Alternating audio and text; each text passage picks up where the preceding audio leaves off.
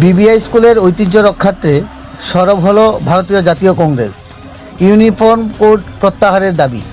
উত্তর জেলার ঐতিহ্যবাহী বীর বিক্রম ইনস্টিটিউশন স্কুলকে রাজ্য সরকারের নতুন ইউনিফর্ম কোডের আয়ত্তায় আনার সিদ্ধান্তের প্রতিবাদে সরব হয়েছে জেলা কংগ্রেস দল।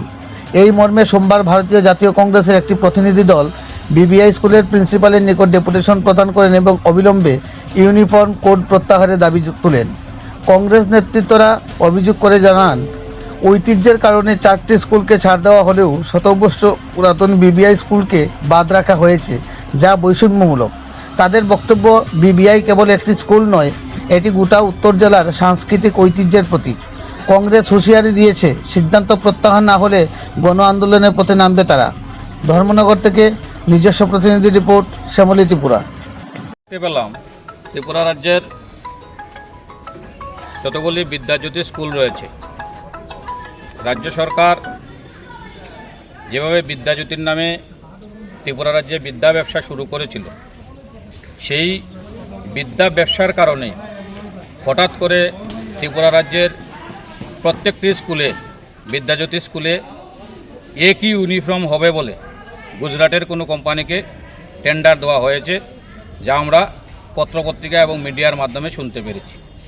যখন ত্রিপুরা রাজ্যের আগরতলাতে এনএসইউআই সহ বিভিন্ন ছাত্র সংগঠন তার বিরুদ্ধে আন্দোলন সংগঠিত করে, তখন রাজ্য সরকার ত্রিপুরার 4টি স্কুলকে ঐতিহ্যবাহী স্কুল বলে সেই ড্রেস কোড থেকে ছাড় দিয়েছে। কিন্তু ধর্মনগরের বিবিআই স্কুল এই 4টি স্কুলের মধ্যে নেই। আমরা ধর্মনগরের জাতীয় কংগ্রেস দলের পক্ষ থেকে আজকে বিবিআই স্কুলের প্রিন্সিপাল সাহেবের কাছে আমরা ডেপুটেশন প্রদান করেছি। রাজ্য সরকার যদি ত্রিপুরা রাজ্যের 4টি স্কুল ঐতিহ্যবাহী স্কুল বলে ড্রেস কোড থেকে ছাড় দিতে পারে, তাহলে কেন ধর্মনগরের ঐতিহ্যবাহী বিবিআই স্কুল এই ছাড়ের আওতায় পড়বে না? আমরা স্কুলের প্রিন্সিপালের মাধ্যমে রাজ্যের শিক্ষামন্ত্রী এবং মুখ্যমন্ত্রী এবং স্কুল ডিরেক্টরের কাছে আমাদের দাবি, এই 4টি স্কুলের সঙ্গে যাতে ধর্মনগরের বিবিআই স্কুলও সেই ড্রেস কোড থেকে ছাড় পায়।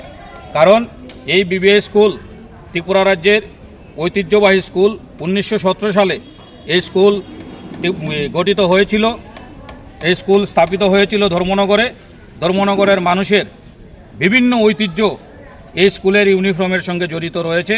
তাই আমরা কোনোভাবেই বিবিআই স্কুলের এই ইউনিফর্ম বদল আমরা মানব না। আমরা পুনরায় রাজ্য সরকারের কাছে দাবি করছি, যাতে যেভাবে ত্রিপুরা রাজ্যের 4টি স্কুলকে ঐতিহ্যবাহী স্কুল বলে ইউনিফর্ম থেকে ছাড় দেওয়া হয়েছে, যাতে বিবিআই স্কুলও সেই 4টি স্কুলের সঙ্গে জড়িত হয়ে এই বিদ্যাজ্যোতির ড্রেস কোড থেকে ছাড় পায় এবং বিবিআই স্কুলের পুরানো ড্রেস ইউনিফর্ম থাকে, সেই দাবি রাখছি। ধন্যবাদ।